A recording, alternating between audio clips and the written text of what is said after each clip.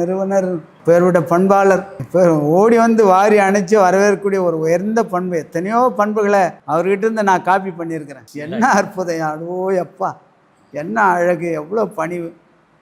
எவ்வளோ கீழே தாழ்ந்துமோ அவ்வளோ உயரத்துக்கு போவார்கள் என்பதை அவர் மூலமாக நான் பார்க்குறேன். எவ்வளோ அற்புதமான ஒரு மனிதர்!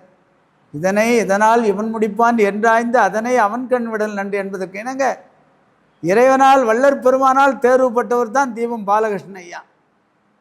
அப்பா, அருட்பெருஞ்சு ஆண்டவருக்கு செல்லப்பிள்ளை நானே, வள்ளற் பெருமான் எனக்கு செல்லப்பிள்ளை நீதாயா என்று அடையாளம் காட்டினார் நம்ம தீபம் பாலகிருஷ்ணன் ஐயாவை.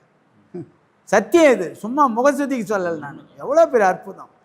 இன்றைக்கி தமிழகத்தில் இல்லை, இந்தியாவிலே இல்லை, உலகத்திலேயே இது போன்ற ஒரு பொறுப்புமிக்க ஒரு சின்சியரான பொருளை அருளாக மாற்றக்கூடிய அருள் நிலையம் எதுன்னா தீபம் வேளச்சேரி தீபம் அறக்கட்டளை தான் என்பதை நான் மொழிகளால் நான் மனம் திறந்து சொல்லுவேன். நான் அப்பேருடைய அற்புதமான ஒரு நிறுவனம் இது. அருளை அருளாக்கக்கூடிய நிறுவனம், அற்புதமான நிறுவனம் என்பதை நான் இறைவன் மேல் ஆணையாக சொல்கின்றேன். அந்த மனிதர் அப்பேருடைய மனிதர் சாதாரண மனிதர் இல்லை. திட்டலாம் வாழ்த்தின கொண்டிடுவேன், மனம் கோனேன், மானமெல்லாம் போன்மொழி விடுத்தேன், அதனால் வந்தது மிகப்பெரிய லாபம்.